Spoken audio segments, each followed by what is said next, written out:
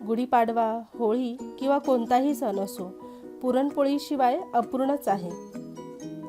आज आपण अगदी मऊ लुसलुशीत अशी परफेक्ट पुरणपोळी बनवणार आहोत. तर या पुरणपोळीसाठी आपण कसे पीठ मळणार आहे ते सुद्धा मी याच्यामध्ये दाखवणार आहे, जेणेकरून कोणी जर पहिल्यांदाच पुरणपोळी बनवत असेल तर पहिल्याच प्रयत्नात त्यांची पुरणपोळी ही छान बनून तयार होईल. इथे मी 2 वाट्या एवढी हरभरा डाळ घेतलेली आहे. डाळीला मी आधी स्वच्छ धुवून घेतलेलं आहे. या वाटीने मी 2 वाट्याचं माप घेतलेलं आहे. त्यानंतर मी ही डाळ कुकरमध्ये घालून घेणार आहे आणि याच्यामध्ये मी पाणी घालणार आहे. डाळ मी आधी स्वच्छ धुवून घेतलेली आहे. बोटा एवढं पाणी वरती राहील एवढं बघायचं. त्यानंतर मी 1 चमचा इथे साजूक तूप घातलेलं आहे, जेणेकरून आपलं हे डाळीचं पाणी ओतू जाणार नाही. झाकण ठेवून आपण 3 ते 4 शिट्ट्या करून घेणार आहोत.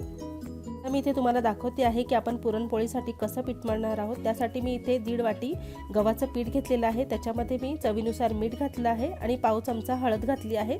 हळद ही पूर्णपणे ऑप्शनल आहे, पण छान रंग येतो त्यासाठी मी याला घातलं आहे. थोडं थोडं पाणी घालून आपण याला मळून घेणार आहोत. आपल्याला इथे घट्टसाच गोळा मळून घ्यायचा आहे, खूप असं सैल करायचं नाही आहे. आता हे बघा, इथे गोळा आपला इथे तयार झालेला आहे. त्यानंतर मी आता तुम्हाला दाखवते इथे काय करणार आहे. याच्यामध्ये मी थोडंसं पाणी घालणार आहे, ज्याच्यामुळे आपलं हे पिठाचा गोळा छान असा मऊ होईल. 15 ते 20 मिनिटं मी याला पाण्यामध्ये असंच ठेवणार आहे. तुम्ही पाहू शकतात इथे आपली डाळ व्यवस्थित शिजलेली आहे. अगदी अशी बोट चेपी आपली डाळ झालेली आहे. अशाच पद्धतीने डाळ शिजून घ्यायची आपल्याला. आता जे पाणी आहे मी इथे काढून घेतलेलं आहे पूर्णपणे. डाळ पूर्ण कोरडी आहे.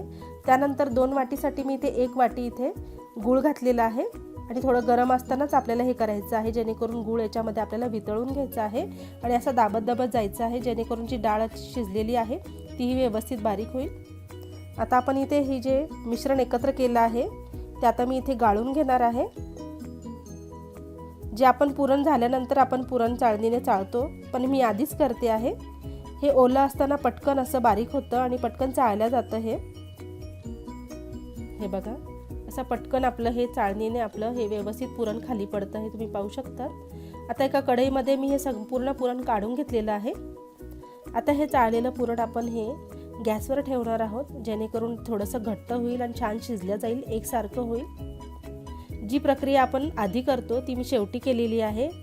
याच्यासाठी आपला थोडा वेळ वाचतो आणि पटकन आपलं पुरण बनून तयार होतं. हे बघा, इथे आपलं पुरण तयार झालेलं आहे. पुरण तयार झाल्यानंतर मी याच्यामध्ये जायफळ पावडर, सुंठ पावडर आणि वेलची पावडर घातली आहे. थोडंसं चवीनुसार मीठही घातलेलं आहे. आता मी जे पीठ ठेवलं होतं पाण्यामध्ये त्याचं पाणी मी काढून घेतलेलं आहे आणि असं हलक्या हाताने मी इथे मळून घेते आहे. यामुळे काय होतं की आपलं जे पीठ आहे ते छान असं लवचिक तयार होतं. इथे अजून आपल्याला थोडं मळण्याची गरज आहे. पिठाला लवचिकता अजून आलेली नाही आहे. व्यवस्थित तेल आणि पाणी लावून मी याला पुन्हा मळून घेतलेलं आहे. हे तुम्ही बघू शकतात किती इथे पीठ असं लवचिक तयार झालेलं आहे. आता आपण याचे पुरणपोळ्या तयार करून घेऊया. इथे मी 1 गोळा घेतलेला आहे आणि तेवढंच मी इथे पुरणाचाही गोळा घेणार आहे. हे बघा, अशी वाटी तयार करून घेतलेली आहे आणि जेवढं पुरण बसेल एवढं आपण याच्यामध्ये भरणार आहोत, जेणेकरून छान अशी मऊ अशी लुसलुशीत आपली पुरणपोळी तयार होईल. हलक्या हाताने असं दाबत जायचं आहे आपल्याला आतमध्ये, पुरण आतमध्ये लोटायचं आणि हलक्या हाताने आपल्याला याचं बंद करून घ्यायची आहे. ही वाटी आपल्याला बंद करून घ्यायची आहे, म्हणजे व्यवस्थित हे पुरण आतमध्ये जाईल आणि आपली पुरणपोळी व्यवस्थित तयार होईल. हे बघा, वरती जे एक्स्ट्रा पीठ असतं तेही काढून घ्यायचं आहे आपल्याला, पण मी ते काढलं नाही आहे. तर तुम्हाला वाटत असेल तर तुम्ही काढू शकता.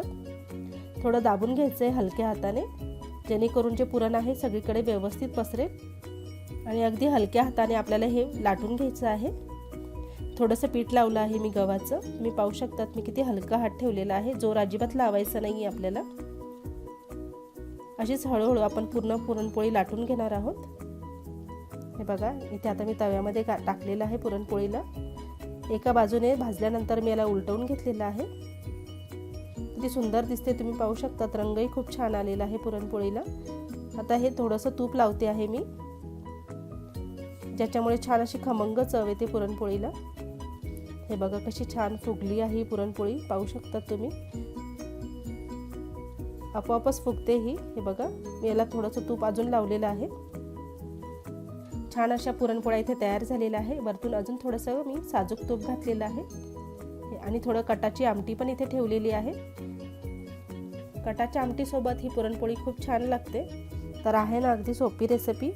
तर तुम्ही अशा पद्धतीने पुरणपोळी नक्की एकदा करून बघा आणि तुम्हाला ही रेसिपी कशी वाटली आहे तुम्ही कमेंट करून नक्की सांगा. व्हिडिओला लाईक करा, शेअर करा, चॅनलवर नवीन असाल तर सबस्क्राईब करा. पुन्हा एकदा भेटूया अशाच एका रेसिपीसोबत. तोपर्यंत धन्यवाद.